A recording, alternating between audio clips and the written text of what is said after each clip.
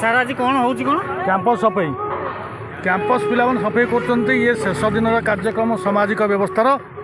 ଏଥିରେ ପିଲାମାନେ ସମ୍ପୂର୍ଣ୍ଣ କ୍ୟାମ୍ପସ୍କୁ ବାହାର ଏବଂ ଭିତରେ ସଫା କରୁଛନ୍ତି। ତେଣୁ ଏହି କାର୍ଯ୍ୟକ୍ରମ ଆମର ଆଗରୁ ସେଟ୍ ହେଇଥିଲା। ସଭା ଶେଷ ଦିନ ଆମେ କ୍ୟାମ୍ପସ୍ ସଫା କରିବୁ।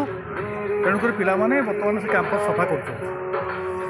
ଏଇଟା ନୂଆ ଓଡ଼ିଶାର କାର୍ଯ୍ୟକ୍ରମ। ଏଇଟା ନୂଆ ଓଡ଼ିଶାର କାର୍ଯ୍ୟକ୍ରମ, ନବୀନ ଓଡ଼ିଶାର କାର୍ଯ୍ୟକ୍ରମ, ସାମାଜିକ କାର୍ଯ୍ୟକ୍ରମର ଗୋଟେ ଅଂଶବିଶେଷ। କ୍ୟାମ୍ପସ୍ ସଫା କରିବା, ସ୍ୱଚ୍ଛତା ରକ୍ଷା କରିବା, ଏ କାର୍ଯ୍ୟକ୍ରମ ଆମେ ଆୟୋଜନ କରିଛୁ।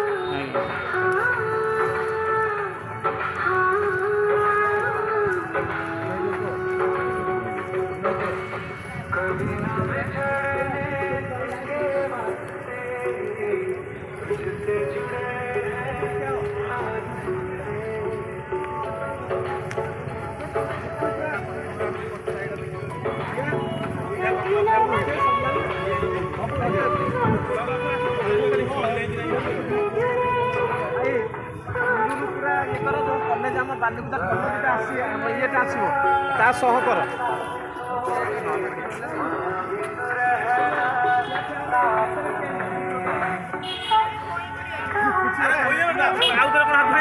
ଖାଲି ଠିଆ ହ। ସାର୍ ଆଜି ଏତେ ସଂଖ୍ୟକ ପିଲାମାନେ କାହିଁ କ'ଣ ସଫାସଫି କରୁଛନ୍ତି? ଆଜି ନୂଆ ଓ ଯୁବ ଓଡ଼ିଶା ନବୀନ ଓଡ଼ିଶା ଆନୁକୂଲ୍ୟରେ ଆଜି ଆମର କ୍ୟାମ୍ପସ୍ କ୍ଲିନିଂ +2 ଏବଂ +3 ଉଭୟ ୱିଙ୍ଗ ତରଫରୁ କରାଯାଉଛି। ଆଜି ସୋସିଆଲ ଆକ୍ଟିଭିଟିଜ୍ର ଶେଷ ଦିନ।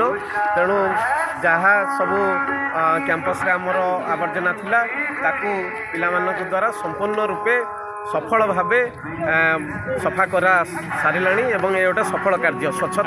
ସ୍ୱଚ୍ଛତା ହିଁ ଜୀବନକୁ ଗୋଟେ ଦୃଢ଼ତା ଦିଏ, ଜୀବନରେ ବଞ୍ଚିବା ପାଇଁ ଗୋଟେ ନୂଆ ଶିକ୍ଷା ଦିଏ। Thank you sir.